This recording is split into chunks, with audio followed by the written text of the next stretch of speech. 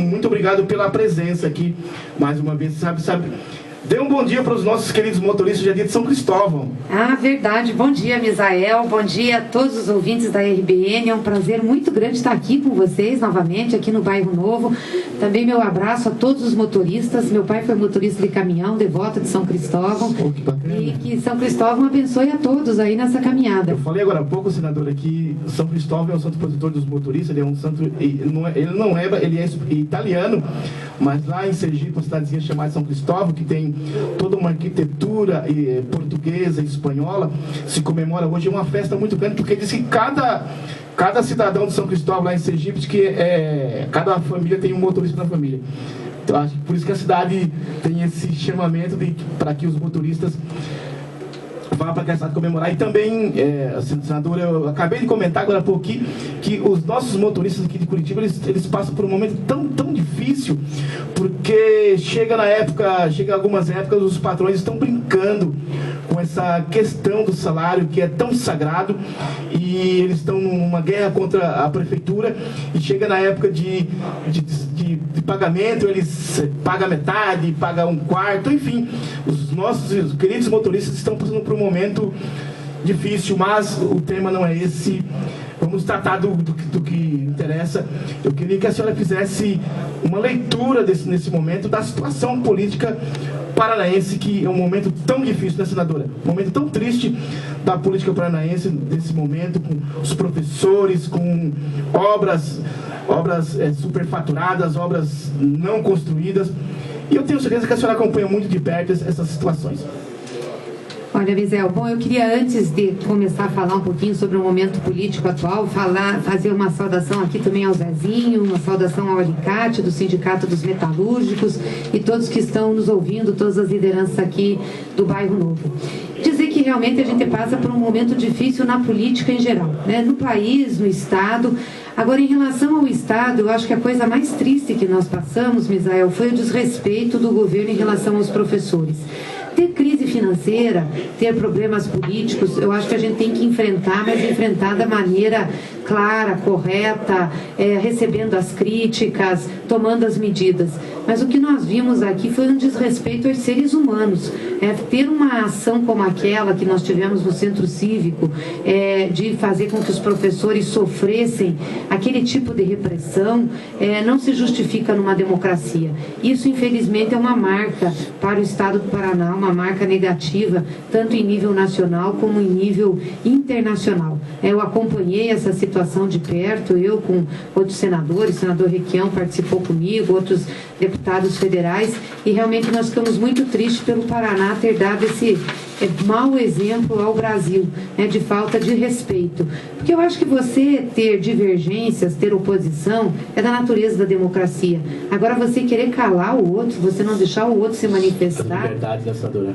Tudo que nós mais lutamos na nossa sociedade foi para conquistar a liberdade. É o teu direito de falar, o meu direito de falar, o direito das pessoas protestarem. Podemos não concordar, podemos não gostar, mas nós temos que defender até o fim esse direito. Então, acho que o Paraná não merecia essa mancha na sua história.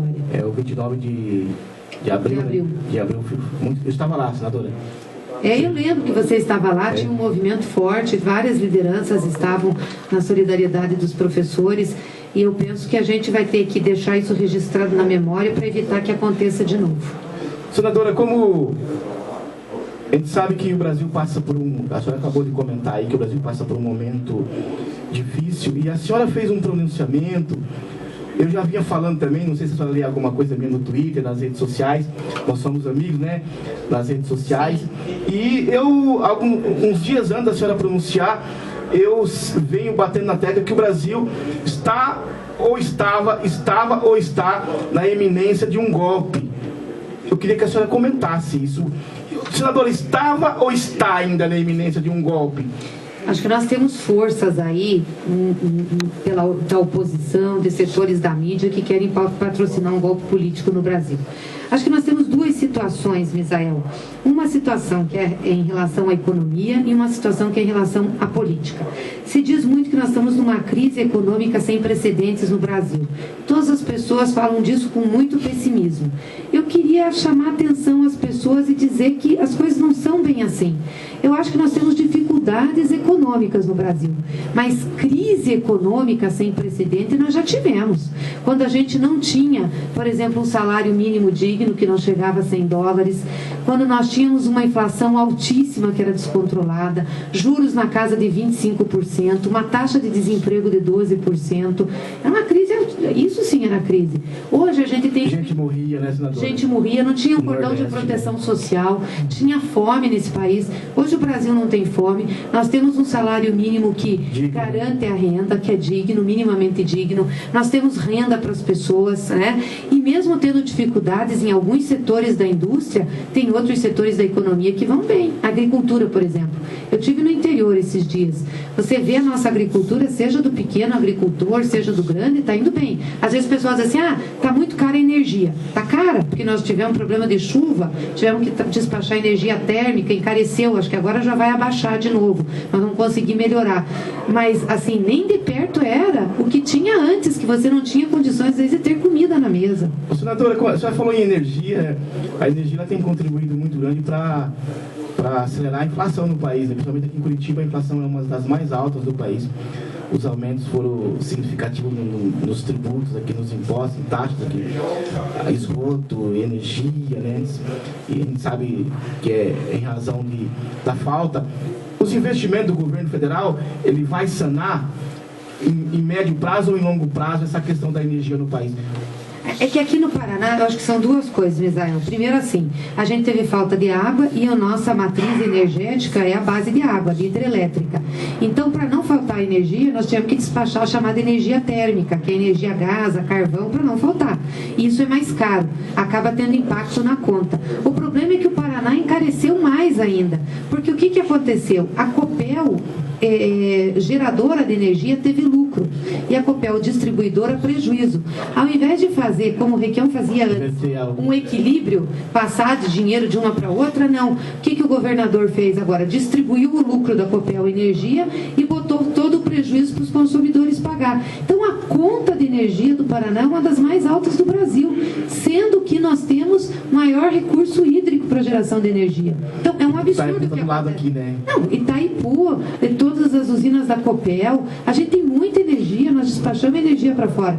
Então nós temos no Paraná um caso mais sério, que é o agravamento disso por uma falta de gestão que olhe... Visa o lucro privado. Exatamente, que visa o lucro privado, né? A abertura de capital que a Copel teve, a venda de ações. Então isso é pior. Agora, todos os investimentos em energia estão sendo feitos. E nós só não tivemos apagão, apesar de ter uma seca, porque a gente hoje tem todo o sistema ligado. Na época do apagão, em 2002, 2001, no governo do presidente Fernando Henrique, por que deu apagão? A gente tinha energia produzindo na Itaipu e não tinha como despachar para São Paulo, não tinha como mandar para o norte, porque não tinha linha. Hoje nós temos linha. Senadora, o Brasil que se mostra na grande mídia é totalmente inverso do Brasil real, né, senador? Pois é, eu às vezes fico me perguntando, Misael, porque você liga a televisão, o Jornal Nacional, parece uma crise, que nós estamos acabando. Tudo está errado, tudo está ruim, tudo está péssimo, o Brasil é um horror, tudo é culpa da Dilma, culpa do PT, tudo é culpa de alguém que está péssimo. Aí eu fico olhando e fico me perguntando, tudo bem, nós estamos com dificuldade, a Grécia está com dificuldade, mas nem de perto nós somos a Grécia, a Espanha está com dificuldade, a França, a própria China. Estados Unidos também. Estados Unidos também passou por uma crise e nós estamos segurando as coisas aqui, né? Tem condições do brasileiro não ficar totalmente desprevenido. Quer dizer, o governo está tendo ações. Aí você vê assim, continua o programa Minha Casa Minha Vida, né? Continua os programas das unidades de saúde, continua os programas das creches, continua o programa Bolsa Família, continua o programa Brasil Carinhoso. Quer dizer, todos esses programas que são importantes para as pessoas, eles continuam no Brasil, né? E você Mas a mídia conta outra história, né? Conta outra história. Aí você vai no mercado. Óbvio que as coisas cresceram. Aumentou o preço. Nós estamos com um pico inflacionário. Nem de perto era aquilo que nós já tivemos. As pessoas continuam indo no mercado, continuam fazendo suas compras, continuam indo na diversão, continuam indo nos shoppings, continuam tendo suas vidas. Às vezes a gente... celular, né? O iPhone bateu o recorde agora de venda, que se de iPhone. Senadora, eu me pergunto, porque eu tenho quase 50 anos e eu passei várias crises, né? Eu lembro das crises, eu sei como é que é crise, viver crise. Na crise não conseguia comprar nada, e hoje pessoas batendo recorde de iPhone de R$4.000. Eu fui comprar um iPhone, para mim eu desisti.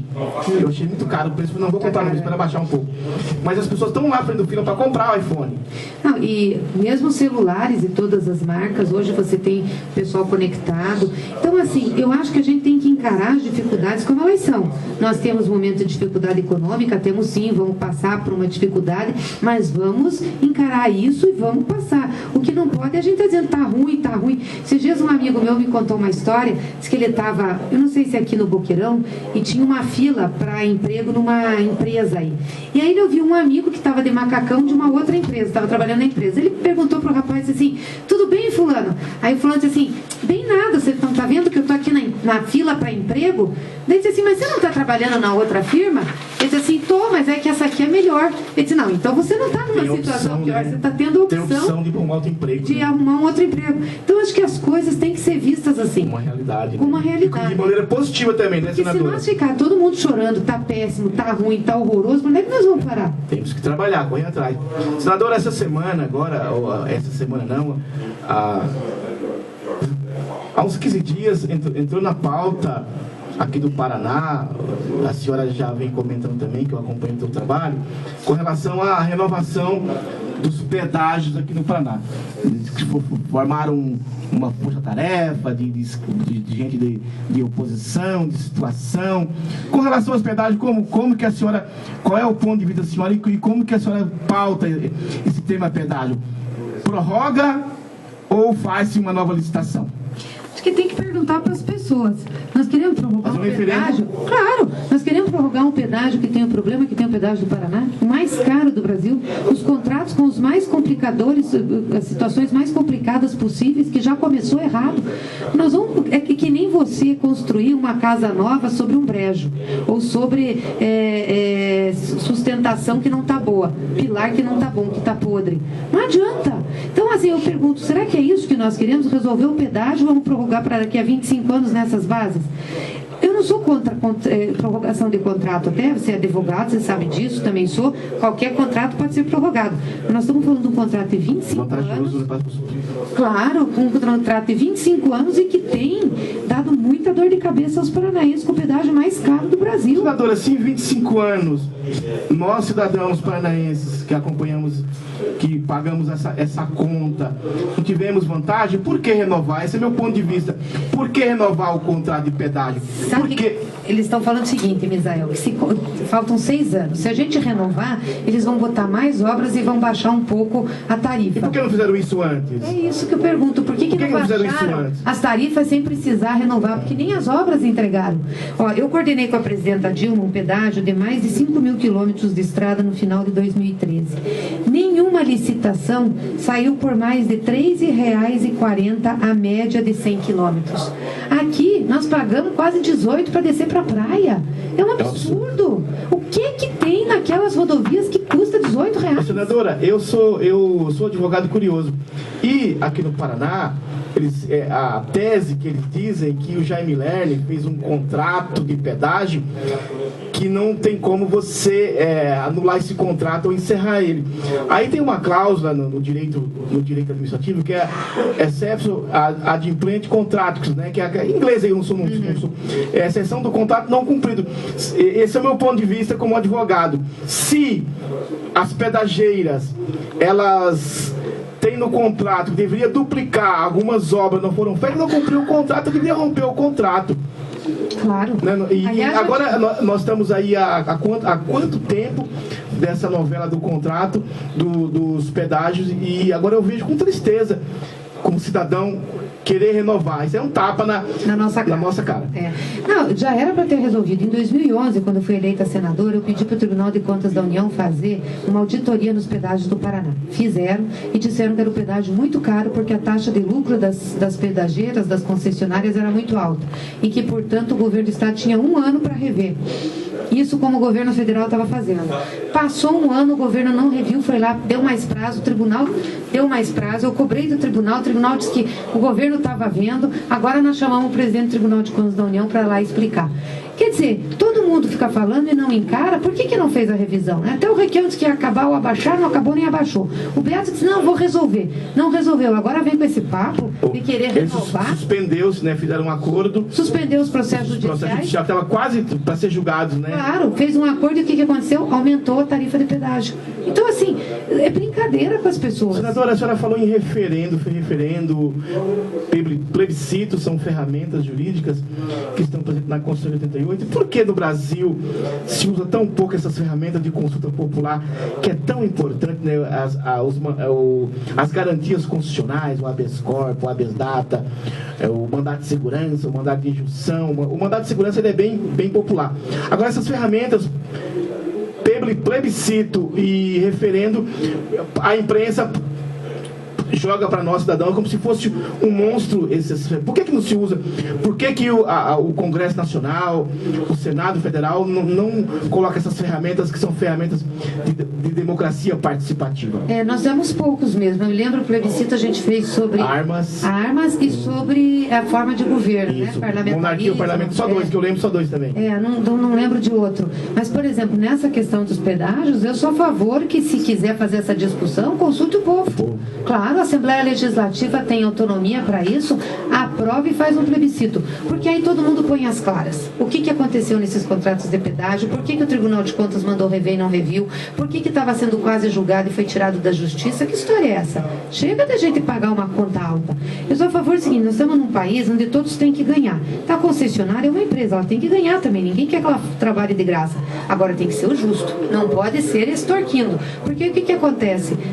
A economia paranaense paga um preço muito alto. Para você despachar uma carga do interior para o Porto de Paranaguá, sai muito caro. Claro. Por mês, né? Pois é, e isso impacta o quê? Impacta na economia do Paraná, baixa renda, baixa salário. Então isso tudo a gente tem que ver. São 11 horas e 45 minutos, você está aqui na Rádio Bairro Novo, 98.3. A senadora está olhando aqui uma foto minha num pé de café. Senadora, essa foto aqui que eu estou ao lado de um casal, que é o seu Antônio, eles moram aqui no Osternac. Eles são daquelas famílias que vieram para o Paraná em 75 em razão da geada. Então essa semana eu participei de um evento aqui e eu visitei. Eles têm uma pequena roça, não sei se dá para ver aqui, não dá para ver aqui não, senadora. Eles têm uma pequena roça no fundo de casa e eu fui lá tomar um café com eles lá e passei. Foi uma tarde maravilhosa, que eu sou do norte do Paraná também. Sim. E eu colhi café. Café. Olha, muito café. Foto linda, né, senadora? Linda. E o povo aqui da região sul aqui é outra Curitiba, né? Ele diz que aqui é outra Curitiba. Aliás, aqui tem muita gente do norte. Tem aqui. De Londrina, de Apucarana, de Araponga. Aqui é um reduto negro, né? Eu falo para pessoas que aqui o sul de Curitiba aqui é um reduto nordestino, porque os nordestinos vieram para o interior de São Paulo, depois vieram para o norte do Paraná e a geada empurrou esse pessoal para cá. E eu sou fruto disso também. Sim. Eu sou fruto dessa história aí. E eu fiquei encantado também com esse pé de café aí. Senadora, saímos aqui do foco, mas que a senhora se encantou com a foto, né? A senhora também é do interior também, né? Do norte. Não, eu nasci aqui em Curitiba, mas a minha família é alemã. Mas é de Santa Catarina, aqui pertinho de Rio Negro, perto de Mafra, Rio Negro, Itaiópolis ali. Então, e tenho parentes também no interior do Paraná, viajam muito. Senadora, como é que está a parceria? Essa semana saiu um rumor muito grande aqui em Curitiba que o médico Adriano Massuda, que faz frente à Secretaria de Saúde aqui de Curitiba, estava saindo do governo do Gustavo. E fala a 4 cantos aqui em Curitiba que chegou ao fim a parceria PT-PDT em Curitiba. Tem muita especulação, né, Misael? Primeiro, essa questão em relação ao Adriano, que tem feito um trabalho aí, se dedicado muito à área de saúde de Curitiba.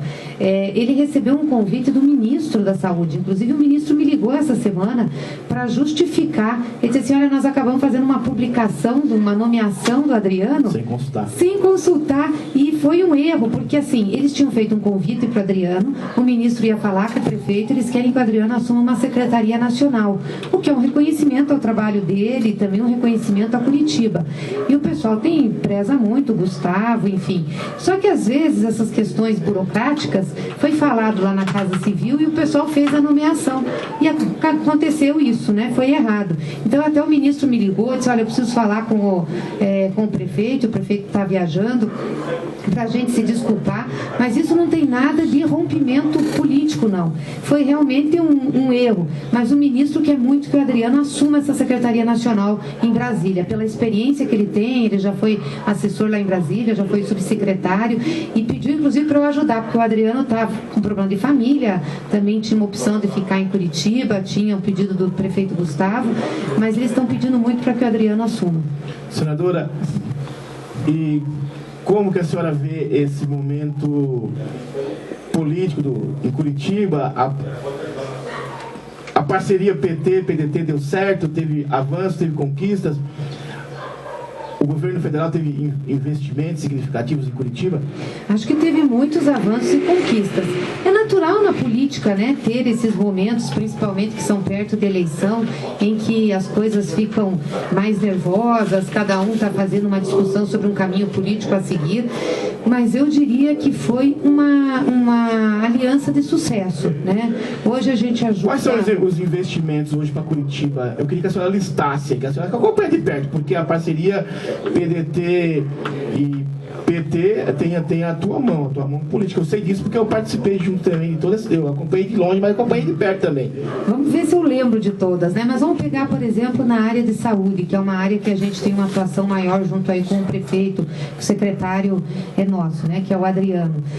As reformas e construções das unidades básicas de saúde, as reformas das UPAs, que são as unidades de pronto atendimento, os recursos para o CRAC é possível vencer, os recursos para os consultórios de rua, recurso para a área de odontologia, recursos que vieram para comunidades, né, na área de comunidades terapêuticas, uma série de investimentos que tivemos nessa ação com saúde que ajudaram com certeza a Curitiba. Precisamos mais? Óbvio que precisamos mais. Saúde a gente sempre precisa mais, porque é onde eu acho que tem os maiores problemas.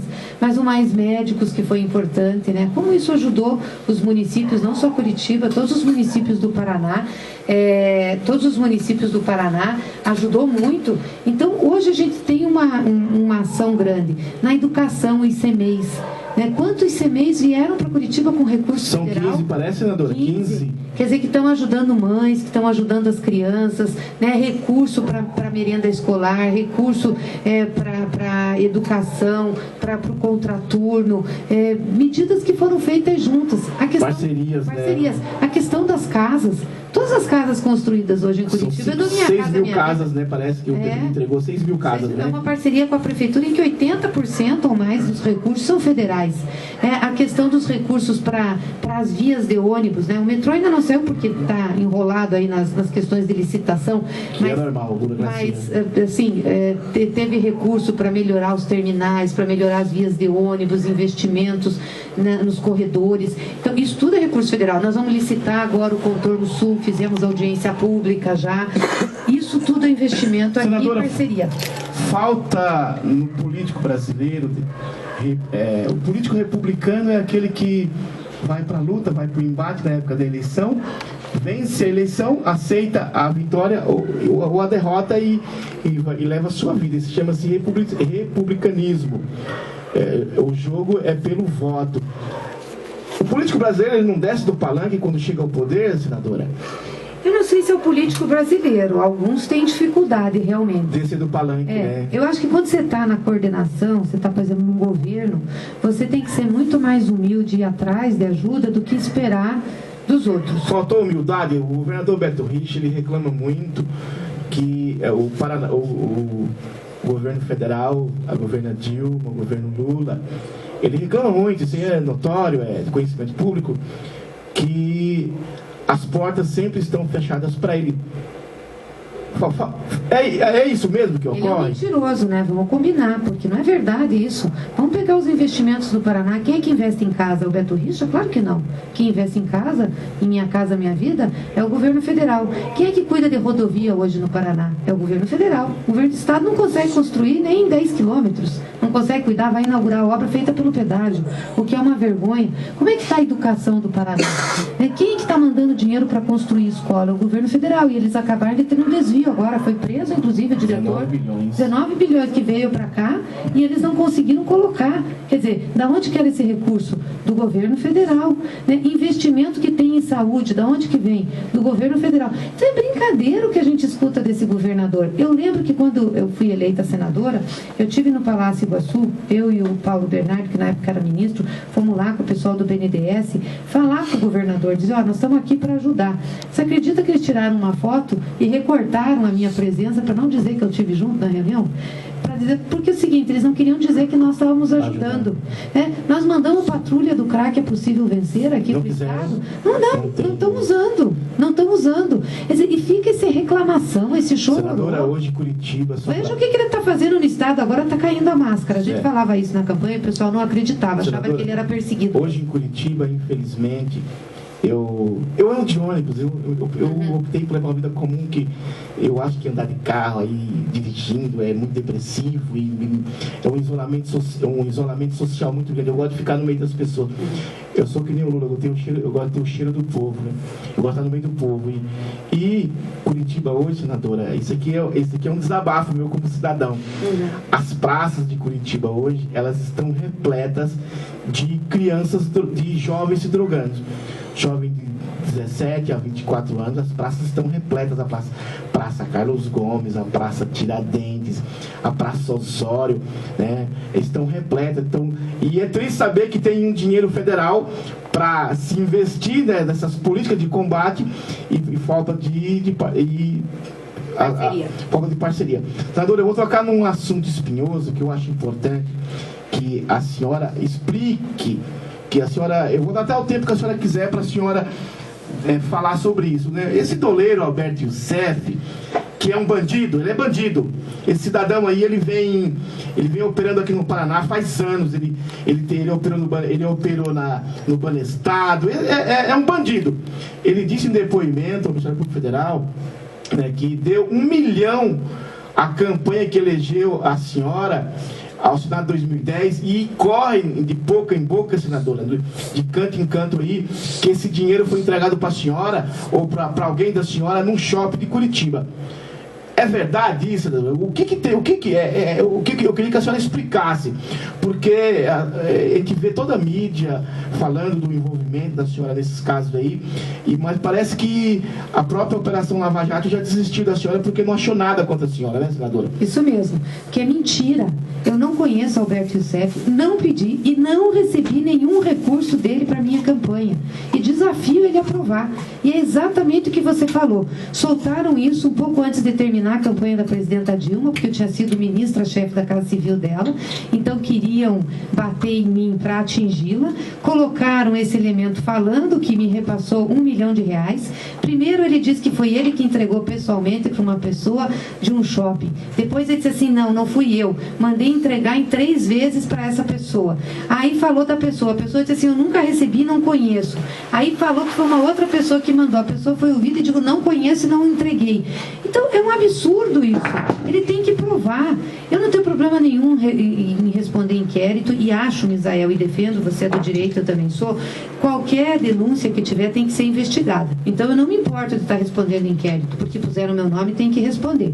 Agora, tem que ser correto. Tudo que for noticiado tem que sair. Por exemplo, quando é para falar que eu recebi, sai em todos os jornais. Quando eles falaram que foi uma determinada pessoa que entregou e essa pessoa negou que entregou, quase nenhum jornal publicou. Aí a polícia começa a desistir do caso porque não tem prova, não chega a nada, porque não existiu. Aí todo mundo fica quieto e fica a tua vida e fica você tendo que responder. Então assim, eu não tenho problema de responder, faço isso de cabeça erguida, não tenho medo, tenho tranquilidade e sei que isso vai dar em nada. Mas era importante que a imprensa falasse de tudo como tem falado da denúncia. É isso só que eu peço. São 11 horas e 57 minutos. Você está aqui na Rádio Barre Novo 98.3, rádio esta que opera aqui da região sul de Curitiba. Hoje o programa entrevista a senadora Gleice Hoffmann, ela que sempre atende o meu pedido aqui, né? Aqui do programa Direito em Foco, programa que tem esse intuito, né, de ouvir a comunidade, também de ouvir o meio político, né, porque o bairro fica isolado, a gente sabe que as pessoas trabalham a semana inteira, o cidadão ele não tem muito costume de acompanhar o meio político, e a política ela é importante porque ela que determina o preço do sal, do arroz e do feijão. Aquele que não tiver a noção que a política ela é importante, tá complicado, porque nós vamos escolher sempre péssimos representantes e nós precisamos fazer com que esse país se torne um país melhor pelo voto, não por golpe ou por qualquer outra medida, a não ser pela democracia. Senadora, eu queria dizer para a senhora que fazer um pedido aqui ao vivo era para nós nos reunirmos ontem lá na OAB Paraná. Seria um prazer receber a senhora. O Movimento Negro de Curitiba está aqui na nossa frente, aqui o Orlando, que é um dos diretores da CMP aqui de Curitiba, senadora. Orlando Serafim, está acabando de se formar, olha só, está careca, velhinho, mas está acabando de se formar em serviço social, meu amigo Orlando. É um aprimoramento maravilhoso. E o Orlando é do Movimento Negro aqui de Curitiba. E nós convidamos a senhora para fazer um pedido, né? A gente sabe que tem uma bancada, está se formando uma bancada negra que é muito pequena lá em Brasília. E nós vivemos um momento muito difícil, que o Brasil passa por um período de certa forma, onde os grupos políticos estão se exacerbando e há uma violência social muito grande contra os negros, agressividade contra a Maria Júlia Coutinho. Isso vem ocorrendo faz tempo no Brasil.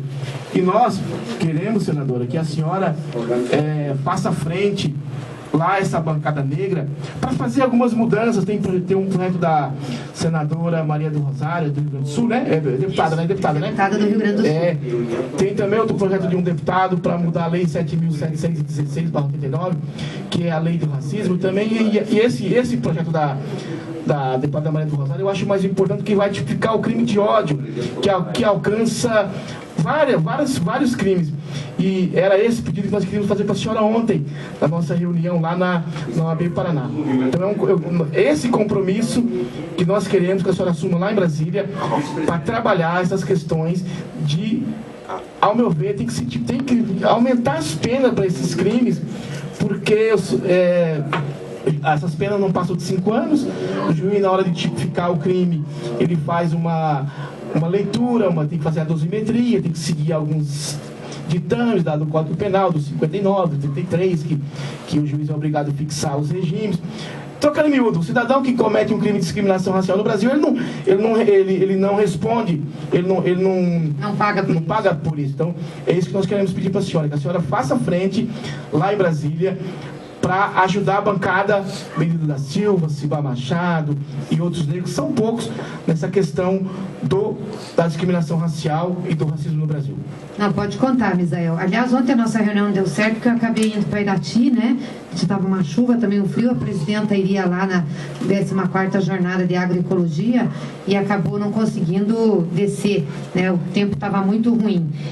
Mas quero te dizer que eu estou a favor dessa luta. A gente tem acompanhado a luta da Benedita, tem acompanhado da Maria do Rosário, que é uma defensora dos direitos humanos, e o governo federal, o presidente Lula, a presidenta Dilma, sempre investiram muito nessas políticas para a igualdade racial. Aliás, nós tivemos uma conquista recente aqui no Paraná, e eu estava no Palácio do Planalto quando a presidenta assinou o decreto, que foi o reconhecimento da comunidade quilombola Paiol de Telha, lá em Guarapuava, que era... Nós vamos fazer uma visita lá, senadora. Eu quero ir também. Aliás, encontrei eles ontem lá, como o pessoal da comunidade, lá na Jornada Agroecológica. O Movimento Negro está se reunindo para fazer uma visita lá Me avisa, porque eles me convidaram e eu quero ir também. E isso foi um reconhecimento importante, porque há muito tempo se requeria o reconhecimento dessa comunidade lá.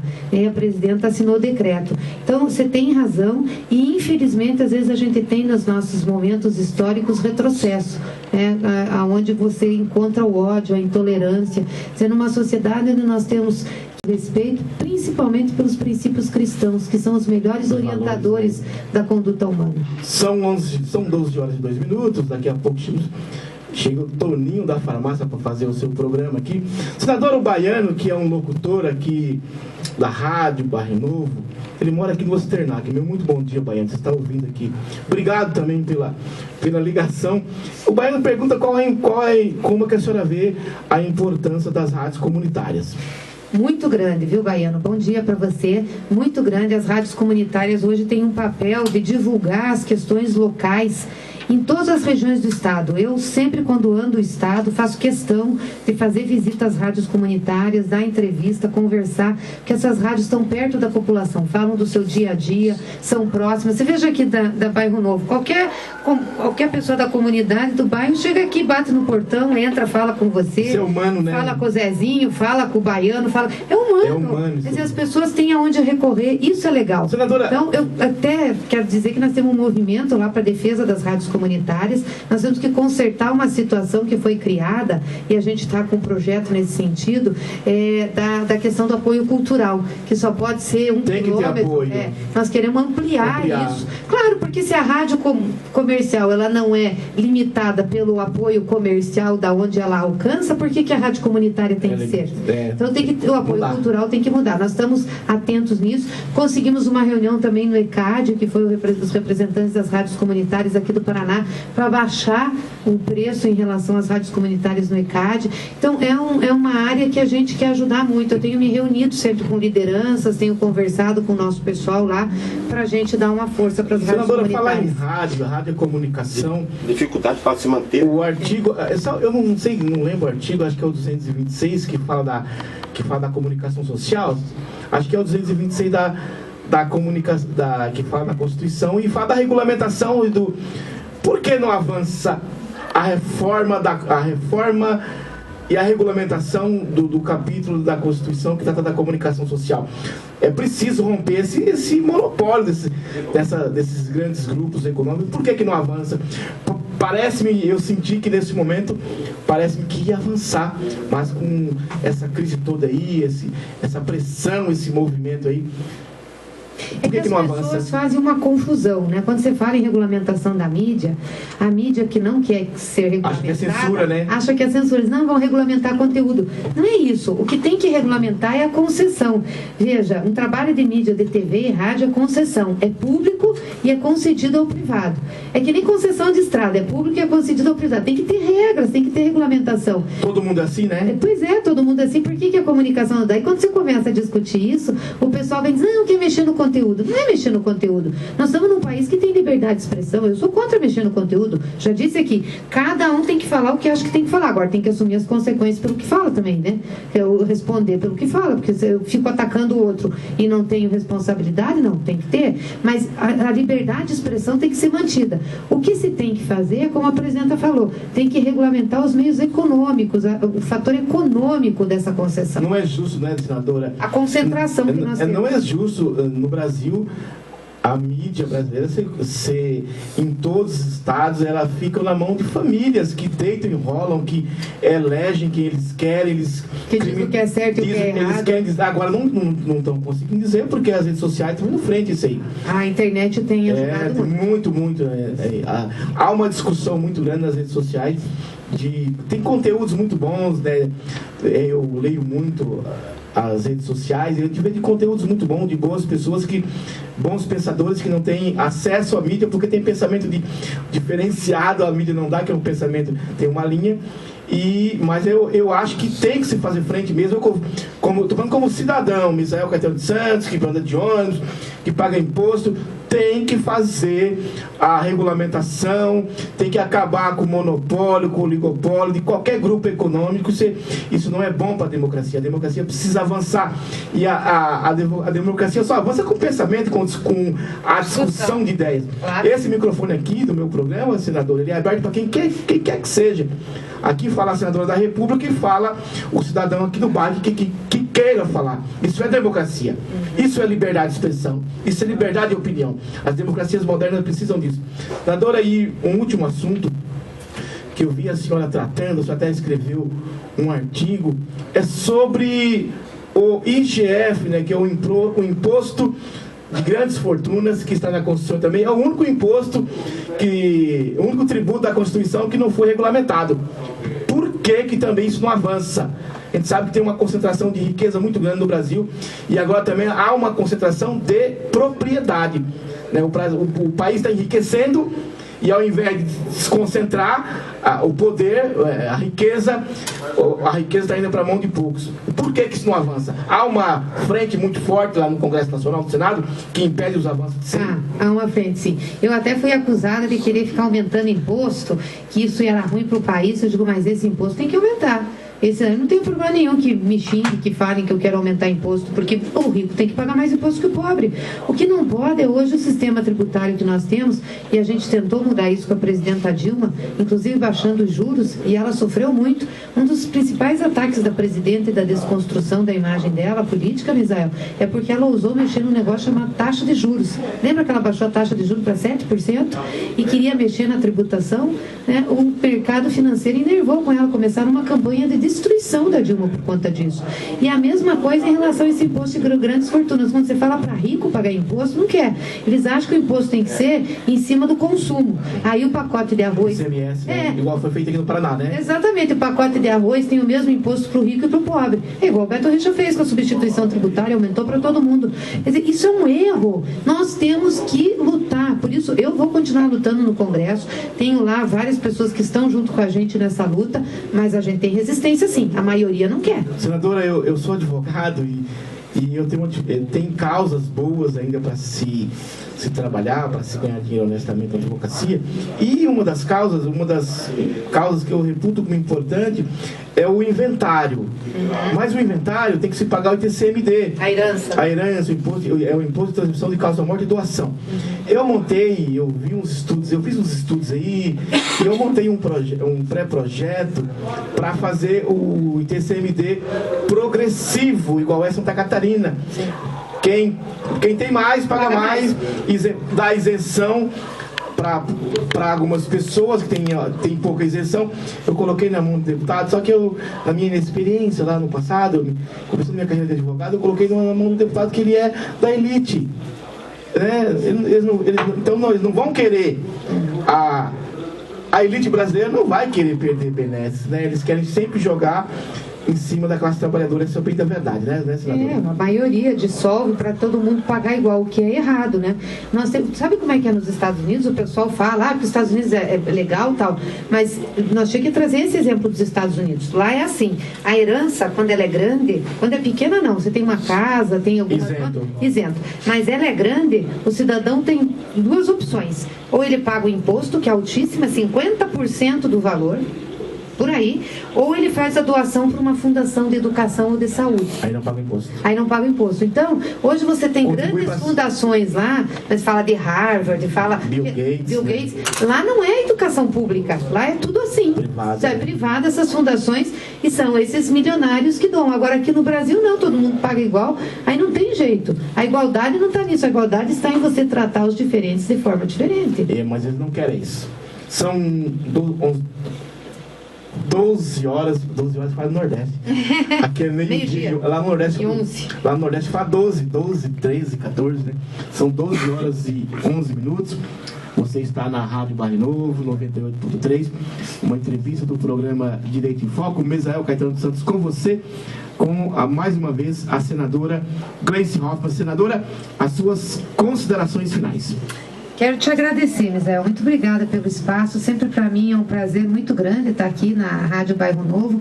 Estive aqui, a gente já se falou depois disso, né? Depois da campanha por telefone. Senadora, uma última pergunta. É candidata a prefeito de Curitiba? Não, sou candidata não. Sou candidata a fazer um bom mandato ao Senado. Tenho que cumprir todas as promessas que eu fiz como senadora. Eu fiquei 3 anos na Casa Civil e acabei me afastando do Estado. Por isso, né? Porque eu tinha que ficar ajudando a presidenta. Embora ajudei em muitos programas que hoje a gente está vendo implantar, como a Casa da Mulher Brasileira, como o programa do CRAC, do Viver Sem Limite. Mas, enfim, recebi. Então, agora eu quero me dedicar muito. Eu, depois da eleição, te dei uma ou duas já entrevistas por telefone, mas eu não tinha tido a oportunidade de estar ao vivo aqui. Então eu gosto muito de vir aqui no Bairro Novo falar com você, que a gente fala com toda a população. Quero me colocar à disposição, reafirmar meu compromisso como senadora do Paraná, senadora de Curitiba, da população. Campanha é campanha, passado, a gente toca em frente e eu quero responder à população por aquilo que, de fato, eu me comprometi no meu processo de campanha. Então, junto com você, quero deixar aqui meu abraço também para o Zezinho, para o Alicate, que veio aqui, para o Orlando, para o Baiano, que nos ligou, enfim, para todos que estão aqui junto com a gente nessa manhã. E especialmente para você, Eleia também, tem nas redes sociais aqui acompanhando a gente. A Eleia Soares. Eleia Soares, um abraço. Estou vendo aqui tua foto de novo do café. Seu Antônio, de café. Seu Antônio e a dona Arlinda, aqui da região sul. Muito bem, um abraço. Pessoas maravilhosas. Senadora, essa é a gente que quem chega no poder tem que proteger. Olha, que foto linda. Ele com 85 anos de idade, com uma lucidez. Eu estou programando para ele vir aqui para eles virem aqui no meu programa. Senadora, muito obrigado mais uma vez. Eu que agradeço. E até uma oportunidade, se Deus quiser. Eu acho que foi lúcida. Tratamos do tema mais espinhoso da senhora. A senhora se explicou aí para a nossa população. Esperamos que o Brasil seja um país melhor, próspero, que essa marolinha passe, né? Uma marolinha, nós vamos sair dessa marolinha aí. Vai passar. O Brasil vai passar, o Brasil é grande, o povo é grande, e que a democracia se fortaleça com plenitude. Eu sou democrata por natureza. Eu amo a democracia. Eu acho que nós temos que rechaçar golpe. Eu odeio golpe. Eu odeio golpista. Eu não sei porquê, eu me pergunto no Brasil por que algumas pessoas não são incluídas na Lei de Segurança Nacional por tentar implementar tão explicitamente a questão do golpe. Salve a democracia, viva o país, viva a República. E eu sou fã do teu trabalho. Legal. Eu acho que a senhora faz um belo de um trabalho, é uma bela de uma advogada, tem consciência social, tem consciência política, e é de gente assim, independente do partido que quer que seja. Nós precisamos nesse país de gente que ama as pessoas, que ama o seu país e que, acima de tudo, proteja os mais necessitados, porque o Estado, a razão do Estado é para proteger aqueles que precisam. Essa é a igualdade jurídica, mas nós como cidadãos, e a senhora como transformadora por meios, que tem o poder de transformar por meio da lei, essa igualdade material tem que vir para proteger o cidadão por saúde, segurança, educação e principalmente harmonia social. Obrigado, viu? Obrigada, Misael. Um grande abraço para você e para todos os ouvintes. Um abraço muito especial às mulheres que estão me ouvindo. Obrigado, senhora.